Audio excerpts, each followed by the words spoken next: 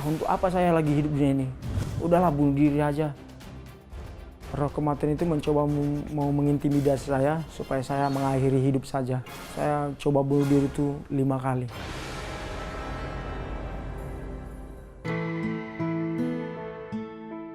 Nama saya Abdul Ghafur Manurung.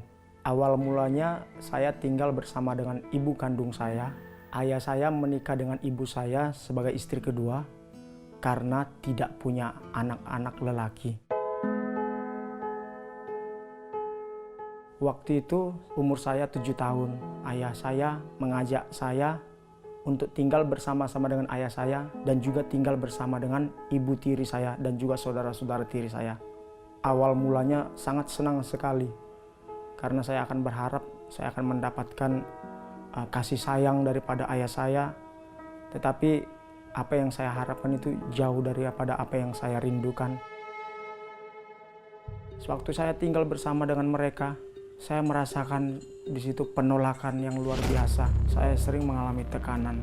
Terkadang saya melihat perlakuan daripada ibu tiri saya yang membeda-bedakan kami. Saya merasakan semua keluarga nggak ada yang mengasihi saya, nggak ada yang peduli, nggak ada yang perhatiin saya. Termasuk juga kakak-kakak saya. Ketika saya disuruh melakukan pekerjaan, saya meletakkan barang salah saja, itu saya langsung dimarahi, dibentak. Apa saja yang dipegang di tangan itu aja yang dipakai untuk memukulkan kepala saya. Termasuk ayah kandung saya, begitu kerasnya cara ayah saya mendidik kami. Itu membuat saya ada rasa dendam kepada ayah kandung saya. Ketika saya terlambat pulang sekolah, ayah saya marah. Itu terkadang saya dipukul pakai tali pinggang, kepala juga dijedotkan ke dinding. Bahkan mata saya hampir buta. Itu membuat saya merasa saya nggak ada artinya hidup di dunia ini.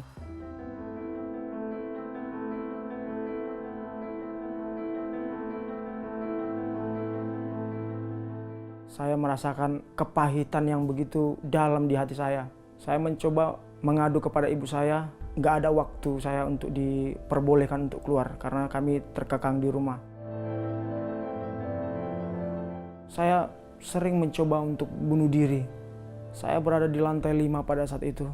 Ketika saya mau mencoba menjatuhkan diri saya dari lantai 5, ada kedengaran di dalam hati saya, kalau saya nanti menjatuhkan diri saya, bagaimana nanti keadaan saya selepas saya mati. Akhirnya saya nggak jadi mengambil keputusan untuk bunuh diri.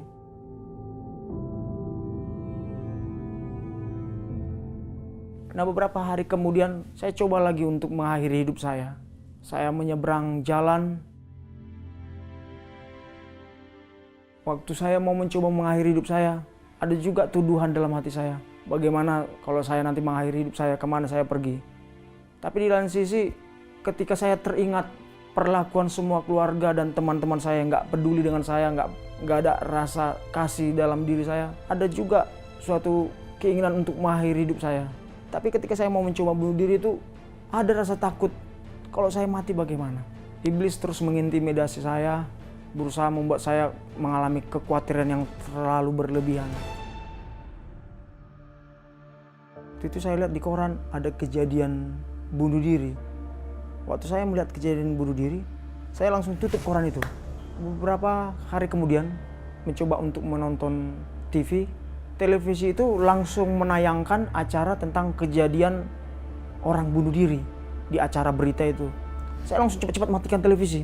Kemudian, saya berjalan juga keluar. Semua orang sepertinya sedang berbicara dengan saya. Saya lari dari rumah, saya menjumpai ibu kandung saya. Roh kematian itu mencoba mau mengintimidasi saya supaya saya mengakhiri hidup saja.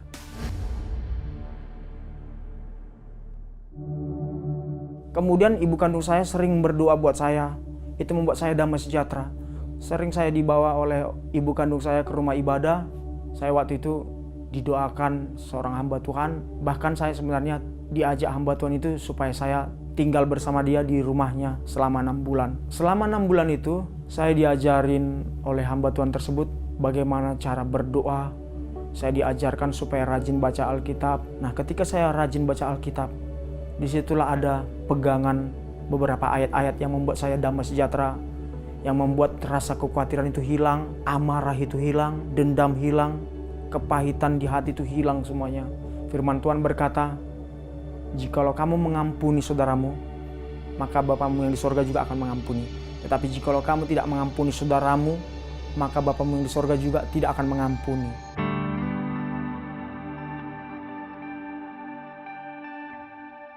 Saya berusaha untuk melepaskan pengampunan walaupun susah.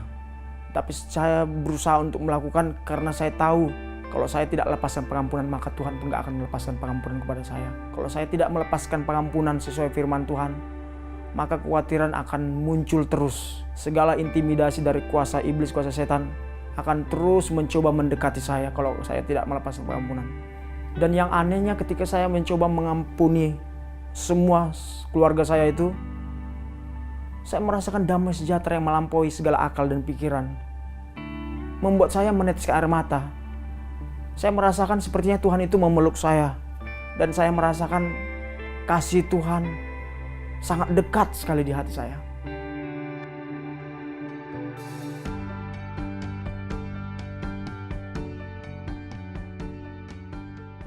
Waktu saya mengalami lahir baru, mengalami pemulihan dari Tuhan, yang tadinya yang tidak bisa saya lakukan, jadi saya lakukan. Saya bisa berdampingan dengan keluarga saya lagi, dengan ibu tiri saya, dengan saudara-saudara tiri saya, dengan ayah kandung saya. Saya tinggal kembali bersama dengan mereka setelah saya mengalami pemulihan. Setelah saya melepaskan pengampunan, yang dulunya saya mengalami kecemasan, saya dihantui rasa ingin bunuh diri. Tapi setelah saya melepaskan pengampunan, semua itu hilang. Hari-hari saya pun setelah saya bisa melepaskan pengampunan, saya melakukan aktivitas dengan sukacita, damai sejahtera.